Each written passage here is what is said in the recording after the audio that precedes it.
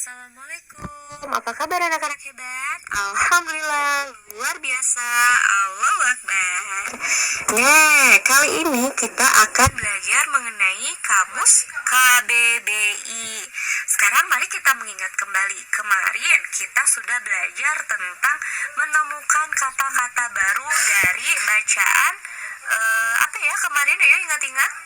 Iya, betul, ada hobi, ada tak muat lagi ya. Gitu, di sana ada kata-kata baru dan Ibu sempat menugaskan anak-anak hebat untuk mencatat kata-kata baru di situ. Nah, sekarang Ibu, apa itu KBBI? KBBI merupakan Kamus Besar Bahasa Indonesia yang berfungsi atau yang dibuat untuk memudahkan pencarian, terus mencari arti kata, dan memudahkan penggunaannya. Biasanya di dalam KBBI itu disusun sangat berurutan anak-anak hebat, dari huruf A lalu ke huruf B, C, D hingga ke huruf Z. Ibu, misalnya apa? Contohnya apa ya? Kalau misalnya berurutan itu seperti gimana ya kalau di KBBI? Nah, jadi saat anak-anak hebat memiliki kamus KBBI, ketika dibuka di halaman awal-awalnya itu tidak mungkin langsung ke kata yang berhuruf yang tidak berawalan huruf A.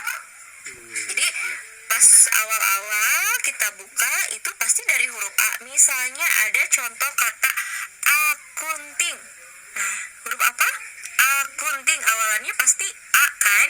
Kita cari akunting apa ya? Oh, ternyata akunting itu proses identifikasi, pengukuran atau pelaporan artinya. Lalu dari huruf A kita ke huruf B, lalu ke huruf C, lalu ke huruf D. Makanya di dalam KBBI semuanya tersusun berdasarkan abjad. Di situ suka ada nama-namanya anak-anak hebat atau batas garisnya. Jadi misalnya anak-anak hebat mau mencari awalannya dulu, lihat huruf awalnya huruf B nih, kita buka langsung huruf B, baru kita cari gitu. Jadi semuanya sudah tersusun. Jadi ingat ya, gunanya KBBI itu tadi untuk apa? Mempermudah pencarian penggunaan kata atau membaca arti kata. Itu merupakan fungsi dari Kamus Besar Bahasa Indonesia. Dan diulang lagi, biasanya kalau dalam KBBI itu disusun dari huruf A lalu diakhiri dengan paling terakhir itu huruf Z. Lalu contoh KBBI. Nah, coba tekan di sini. Ibu sudah memiliki gambar contoh KBBI. Ada dua ya, ada yang warna biru dan ada yang berwarna merah. Contoh KBBI ini adalah contoh yang berbentuk fisik ya, gitu. Terus pertanyaannya, Bu, kalau KBBI itu ada yang berbentuk elektrik nggak, Bu? Tentu saja ada. Berbentuk elektrik maksudnya apa, Bu? Kita bisa mencari secara online gitu. Jadi yang Ibu terangkan di sini adalah contoh secara fisik. Jadi kalau misalnya anak-anak hebat, aduh Ibu, bagaimana ya, seperti apa ya bentuk KBBI itu? Nah, di atas ini ada contoh KBBI yang berbentuk fisik.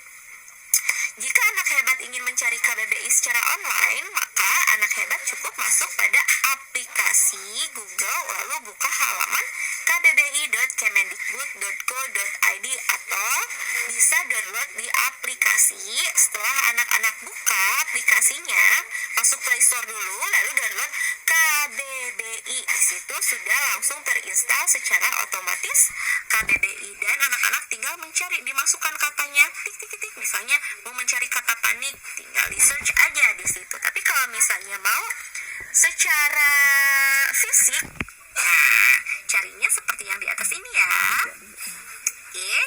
Lalu yang ketiga, Ibu, bagaimana cara mencari makna kata dari KBBI? Yang pertama, coba perhatikan kata-kata yang ada di dalam kamus cetak. Urutan kata-kata tersebut disusun sesuai abjad. Jadi yang tadi sudah Ibu sampaikan, jika anak-anak mencari kata bola, arti kata bola, anak-anak langsung ke huruf B aja. Jadi tidak usah mencari dari awal, karena kita sudah tahu ada batasannya. Ini huruf A, huruf B, huruf C,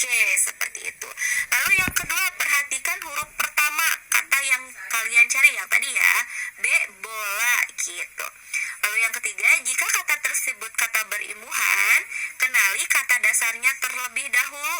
Perhatikan huruf pertama kata dasar tersebut. Kalian tidak perlu mengurutkan kata satu per satu. Cukup perhatikan huruf kedua dan ketiga dari kata yang kalian cari. Misalnya bola, kata keduanya apa? O kan, lalu kata ketiganya L gitu. Karena selain bola, kata yang berawalan huruf B itu banyak. Ada misalnya apa ya? Buku. Terus ada misalnya lagi apa coba? Bermain. Kalau bermain tadi katanya berimbuhan.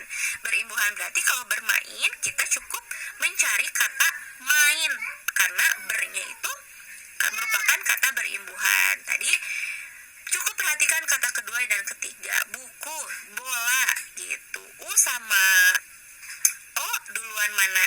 Kita tinggal cari tuh gitu. Lalu yang terakhir, lihat huruf sebelum arti kata. Huruf itu menunjukkan kelas kata tersebut. Nah, di sini coba agar lebih jelas Ibu memiliki contoh. Bukalah kamus pada bagian huruf P. Kita mau mencari kata panik ya di sini. Kita buka dulu tuh urutannya huruf P. Lalu huruf kedua dari kata panik adalah huruf A. Carilah daftar kata yang dimulai dengan suku kata pa. Panik sama piknik. Jadi kalau misalnya kita nyari panik, berarti kita harus mencari yang awalan huruf pa. Jangan mencari yang lain, jangan piknik, jangan apa gitu ya. Lalu yang ketiga, telusuri daftar kata pa yang diikuti dengan huruf N. Huruf ketiganya panik, P-A-N kan gitu. Kalau piknik P-I-K. Berarti kita cari dari halaman pan gitu. Lalu lihatlah huruf sebelum kata panik. Huruf A ini menunjukkan bahwa kata panik termasuk kelas adjektif atau kata sifat. Setelah kita dapat, maka didapatkan bahwa pengertian dari panik adalah bingung, gugup, atau takut dengan mendadak sehingga tidak dapat berpikir dengan tenang dalam situasi bagaimana kita tidak boleh sebagainya gitu. Bisa nanti dibaca sendiri, anak-anak hebat boleh mencoba membaca sendiri ya.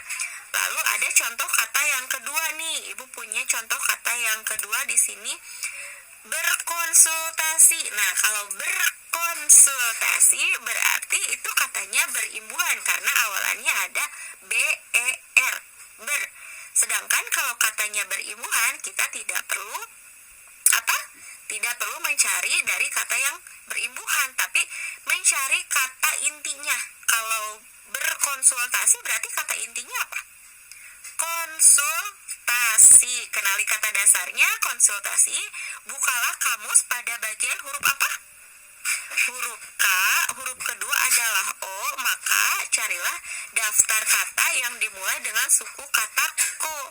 Lalu telusuri daftar kata ko yang diikuti dengan huruf N menjadi kon ya. Sampai kalian menemukan kata konsultasi. Dapatkanlah artinya. Lihatlah huruf sebelum arti kata konsultasi dan kata berkonsultasi. Huruf N sebelum arti kata konsultasi menunjukkan bahwa kata konsultasi termasuk kelas nomina kata benda dan kata berkonsultasi termasuk kelas verba atau kata kerja atau sedang melakukan suatu pekerjaan gitu. Biasanya berkonsultasi memiliki artian lebih ke berdiskusi untuk menemukan suatu jalan keluar. Nah, itu merupakan contoh ketika kita mau mencari arti kata dari KBBI secara fisik ya gitu, secara bukunya realnya. Sekarang Bu, kalau secara elektriknya gimana?